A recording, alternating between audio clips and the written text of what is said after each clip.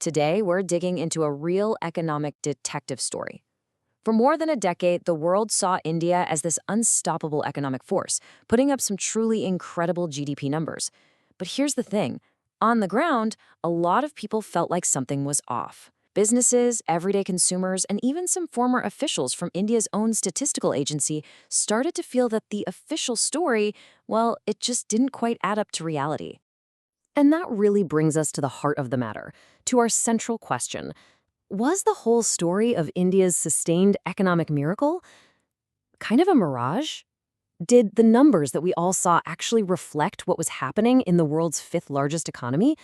Or was there something else going on behind the scenes, something hidden deep inside the math itself? You know, the first real public signs that something was wrong came when a couple of former top officials from India's statistical agency basically raised the alarm. They looked at things like weak private investment and slow job creation and said, wait a minute, these booming GDP numbers just don't make sense.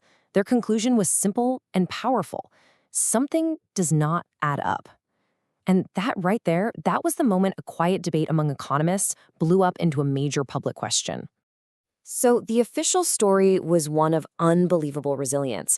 I mean, you had these massive economic shocks, like in 2016 when the government pulled 86% of all the cash out of circulation, literally overnight. And the data? It suggested this barely made a dent. In fact, it suggested growth actually sped up to over 8% right after. And this is where you get this huge disconnect. The headlines are screaming boom, but on the street, many people were feeling a slowdown. The data and real life were telling two completely different stories. Okay, so let's start the investigation by looking at the evidence. The first major clue comes when you compare GDP to the other vital signs of the economy. Now look at this. The official GDP growth, that's the bar on the far right, it only dipped a little bit between these two periods, but look at literally everything else. Investment, credit, exports, imports, even electricity consumption. They all just fell off a cliff. When all the other key indicators are screaming slowdown, but GDP is cruising along, that's a massive, massive red flag. And this chart, wow, this visualizes the exact moment the story just falls apart. Before 2011, you see a really clear, healthy relationship. Those are the light blue dots. As real sales for companies went up, so did economic growth. That's exactly what you'd expect to see. But then look at the dark blue dots, the period after 2012. The relationship it completely breaks down. It goes flat, even negative. This isn't just a small error, it's a fundamental statistical breakdown. And it happens to line up perfectly with a big change in how GDP was calculated in 2015. And this wasn't just some internal issue. When you zoom out and look at India on the world stage, the puzzle gets even clearer. The chart on the left, that's the period before 2012.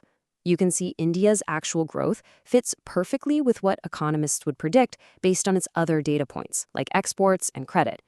But then look at the chart on the right, the after picture. All of a sudden, India becomes this massive outlier. Its official growth is way, way higher than the data would predict for any country. The numbers just didn't fit the global pattern anymore. So, if the numbers are off, where did things go wrong? Well, the investigation points to two main culprits, two core flaws in the methodology that really twisted the picture of India's economy. Economists call them the proxy problem and the deflator problem. Let's break down each of our two main suspects. All right, suspect number one, the proxy problem. See, a huge chunk of India's economy is informal. Think small shops, daily wage earners, businesses that run on cash. To measure this massive sector, the official stats used a shortcut. They basically assumed it grew at the same rate as the big, formal corporate sector. It's kind of like judging the academic performance of an entire school just by looking at the grades of the star pupil. For a little while, that might have been a decent enough guess. But after huge shocks like demonetization, which absolutely hammered cash-based informal businesses while the big, formal companies did okay, that shortcut became dangerously misleading. Now, before we get to our second culprit, we need to quickly talk about a key tool called the GDP deflator. It sounds complicated, but it's pretty simple. It's what economists use to strip out the effects of inflation from the numbers. Think of it like adjusting for wind speed in a race. Without it, you can't tell if the economy is actually making more stuff, which is real growth, or prices just went up. And getting this deflator right, it's absolutely critical.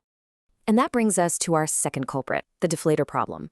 Instead of using a proper price index that covers all goods and services, the method relied heavily on something called the wholesale price index, or WPI. That's the light blue line here. The WPI is really sensitive to commodity prices, like oil. So when global oil prices took a nosedive after 2014, the WPI plunged too. Using this artificially low number as the deflator made it look like real growth was way higher than it actually was. It was just the wrong tool for the job, and it systematically inflated the growth numbers year after year. So let's put all the pieces together. The official story, the number reported to the world, and the number that was used to make major policy decisions was that between 2011 and 2023, India's economy grew at a really strong average annual rate of 6%. But after economists went back and corrected for both the proxy problem and the deflator problem, a completely different picture comes into focus. The re-estimated average growth rate for that exact same period, it falls between 4 and 4.5%.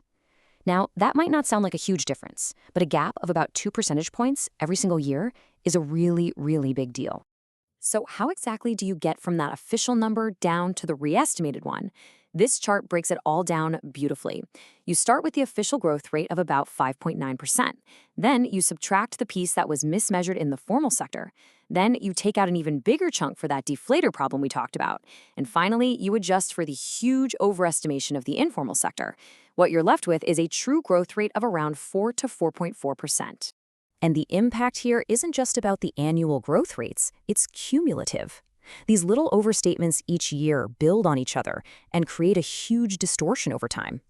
By the end of this period, research suggests the real size of India's GDP was likely overstated by 22%. And even more striking, real private consumption, which is a key measure of how well households are doing, was overstated by a whopping 31%. It means the economy was quite a bit smaller than the official numbers led us all to believe. So you might be asking, why does any of this really matter? Well, it's not just some academic squabble. When your main economic number is wrong, the consequences are very real. Businesses might invest in new factories, thinking demand is strong when it's not. Households might take on too much debt, feeling a false sense of security. And maybe most importantly, policymakers can't fix problems they can't even see. The government and the central bank could be making critical decisions on taxes and interest rates based on a flawed map of the economy. And really, the biggest takeaway here is this. The corrected data doesn't just change the numbers. It rewrites the entire economic story of the last couple of decades. Instead of this steady, uninterrupted miracle, the new picture actually aligns with what all those other indicators were showing us all along. There was a powerful boom in the mid-2000s, but it was followed by a pretty significant and long slowdown after 2011. The real economic story, the one that was kind of erased from the official data, has now been restored. Let's end with this really powerful thought from the Nobel laureate Angus Deaton. At the end of the day, getting the numbers right is the bedrock of good policy and honest public debate. This whole case of India's missing growth, it isn't really about pointing fingers. It's a profound reminder that the statistics we all rely on aren't just numbers on a page. They shape how we see our world. And if they're wrong, we risk chasing after fantasies while the real problems go completely unnoticed.